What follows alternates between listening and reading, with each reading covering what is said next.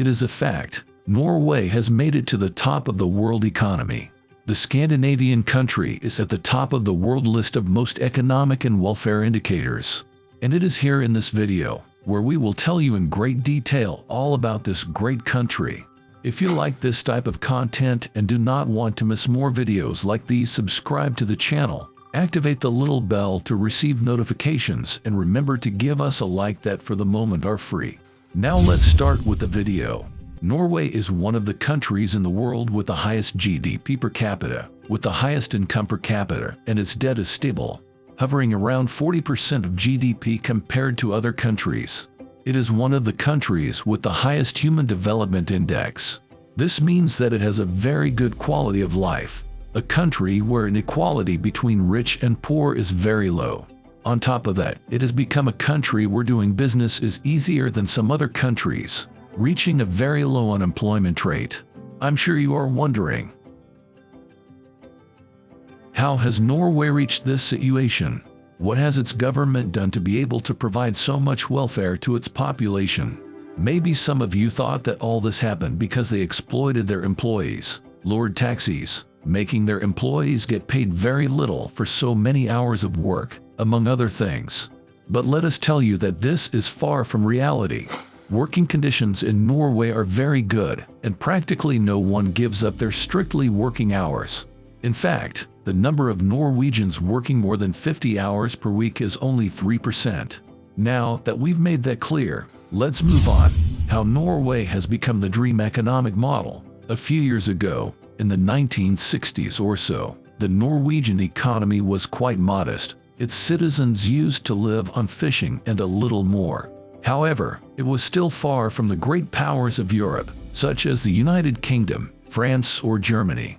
But everything changed one day in May 1963 when Norway claimed sovereignty over the waters of the North Sea. But what was so important about these waters? Incredible as it may seem, in 1969, after much searching, the Norwegians discovered that in those waters there were large oil reserves. In other words, by owning that territory, Norway won the lottery. The problem with winning the lottery is easy. If you do not know how to manage your money properly, you can go bankrupt in a few years. Don't think that we will only talk about how Norway has become one of the main oil producers. We are going to go a little bit further, so don't go away and get comfortable, because this video will get even more interesting. Norway became one of the world's leading oil producers. In fact, it was the world's largest producer per capita, and in the 1970s brought some very good news. An agreement between some of the major oil-producing countries, which created an organization called OPEC. This caused the price of oil to skyrocket in the 1970s, causing a world crisis. However, this worked wonders for Norway, since it was able to sell its oil at a much higher price, which meant that money began to flow into the Scandinavian country in large quantities. Norway has just won the lottery for the second time. Almost all oil production was in the hands of the government through a public company called Statoil. And yes, it is true that during the 70s the Norwegian economy has increased its GDP by a factor of 5. The government did not allow the whole economy to become dependent on oil. And this is super important. Imagine that since soil is what gives you the most money, you make everything to your economy. That is, that 100% of your resources are focused on extracting oil. Many countries have done this. However, the problem with this is that if the world price of oil falls or if you run out of oil, your country, which depends exclusively on it, will have a very big crisis, since selling oil is the only thing you know how to do. If you like this kind of content, don't hesitate to follow us on the channel so you don't miss more interesting content like this. Norway did not dismantle its industry and contained oil production, while the rest of the economy continued to function. In this way, with a developed business network, if the oil price dropped or the oil ran out, Norwegians could subsist. However, despite having oil protection under control, without going haywire, the Norwegian government still made a huge profit from the oil it sold, earning huge amounts of money. However, instead of building skyscrapers and taking taxes from its citizens, which, by the way, are some of the highest in the world, Norway opted to save. So Norway created a sovereign wealth fund, the largest sovereign wealth fund in the world. I'm sure you're wondering, what is this sovereign wealth fund? A sovereign wealth fund is a government investment fund in which assets from all over the world are invested, such as company shares, commodities, currencies, debt bonds, real estate, among many others. The fact is that it is designed as a pension fund, so that the money saved in this fund really belongs to the Norwegian people.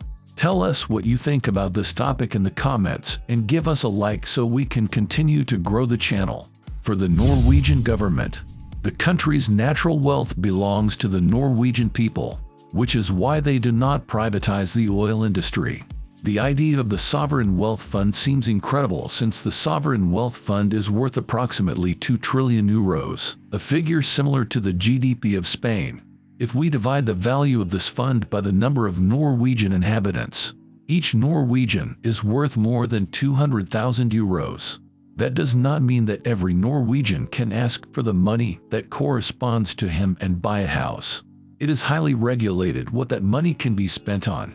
Basically, only its profits can be touched, exclusively to be used to finance basic services such as education, health, the country's infrastructure, very serious crisis situations, or to reinvest the profits in the fund itself. Here is an example. With the outbreak of the current health situation, Norway announced that it was going to withdraw $37 billion from its sovereign wealth fund to counteract the effects occurred by the coronavirus. In other words, for the Norwegian economy, combating the crisis has been as easy as simply taking 3% of its sovereign wealth fund and problem solved. Norway has turned its sovereign wealth fund into a foreign policy weapon. To begin with, it is important to say that the fund can be invested in bonds or debt of different countries and lending money to whoever needs it most. We can also add that the sovereign wealth fund also invests in company shares, but it only invests in those companies that do not cause controversy in society. In other words, no highly polluting companies, no companies with worker exploitation scandals, no arms manufacturers, and in short, nothing that in the eyes of Norwegian society does not set a good example. In fact, some of these excluded companies are giants such as Airbus, Boeing or Walmart. Norway has also become one of the largest shareholders of giant companies with a tremendous global impact such as Apple, Alphabet, the parent company of Google, Microsoft, Amazon, Tencent or Samsung. To give more examples of Apple, Microsoft and Alphabet, the Norwegian Sovereign Wealth Fund owns around 1% of these companies. That allows Norway to sit on the boards of many of the world's largest multinationals, which in turn allows it to influence their decisions in its favor.